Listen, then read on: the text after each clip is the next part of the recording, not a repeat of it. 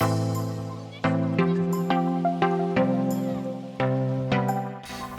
I'm Paul Bradshaw. And I'm Lauren Gray.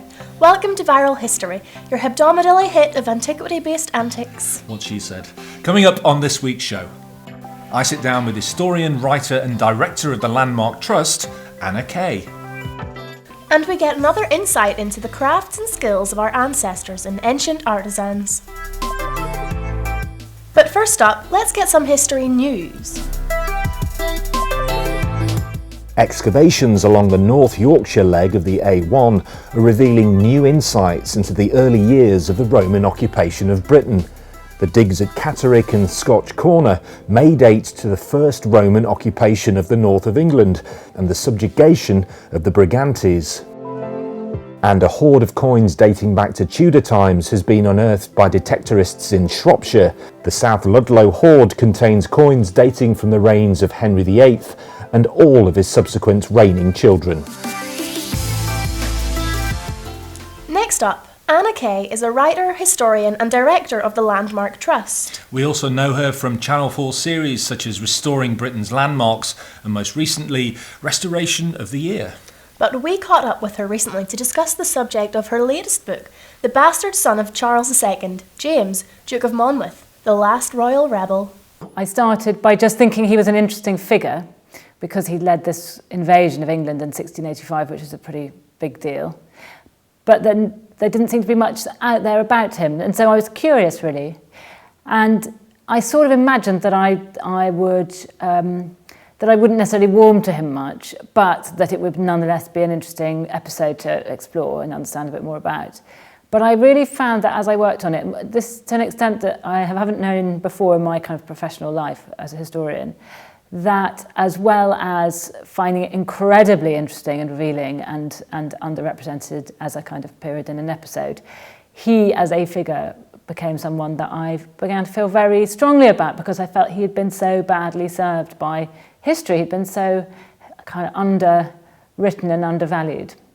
And what was his relationship like with his father, Charles II? His relationship with his father was the sort of mainstay of everything. He was born during the Charles II's exile, and when he was a child, he didn't see his father at all. But he was taken from his mother on his father's instructions when he was 8, and he came to live with his father when he was 12. And from that moment, a relationship, a love blossomed between father and son that was, I think, to be the strongest thing that either of them probably knew in their lives in terms of, you know, human emotion and devotion to another person. And it would be the root of great happiness and great tragedy for both of them. And how much was he a classic 17th century courtier?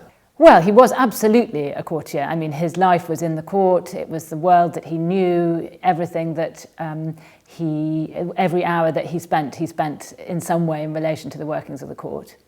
But he grew to be somebody very different, actually, from a sort of apprenticeship, if you like, at the court, because it was through his experience of the world beyond the court and what it was like to be somebody living in Britain under his father and the prospect of his uncle's rule that gave him a sort of political awakening that took him way beyond concerns about, you know, how many bows you had on your shoes or, you know, who stood before who in the royal bedchamber. And that, in a way, is the thing that's so interesting, as somebody who was so completely a creature of the court and how he came to understand and feel incredibly strongly about I suppose, what we'd call the real world. Anna Keay, thank you.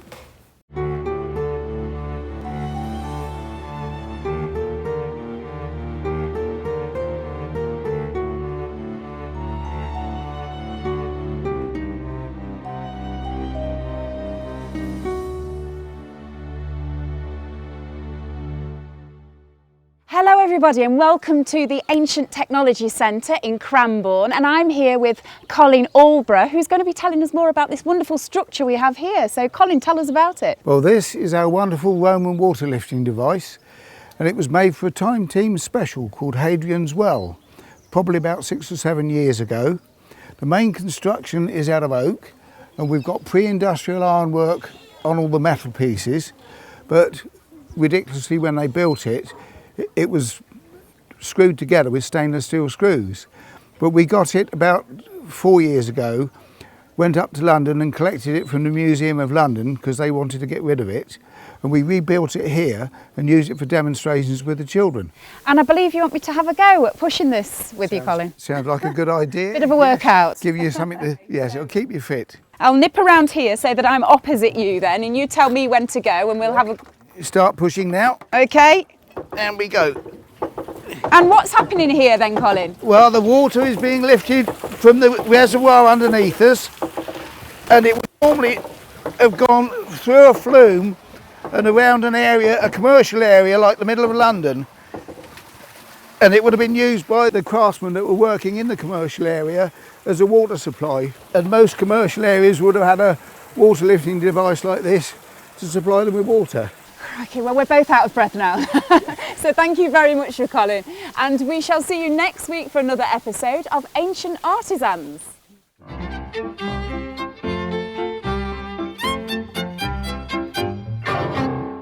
4th of May. Today in 1904, Charles Rolls, who sold cars in London, which was a prestigious occupation then, and engineer Henry Royce met and agreed to form a partnership. In July 1906, they produced the Silver Ghost Rolls-Royce. Well, that's about it from us for this week. But if history fills the void in your life, do not hesitate to hit the subscribe button, follow Viral History on Facebook, Twitter and Instagram, like this video and come back here in, say, 7 days. And remember, what's past is prologue.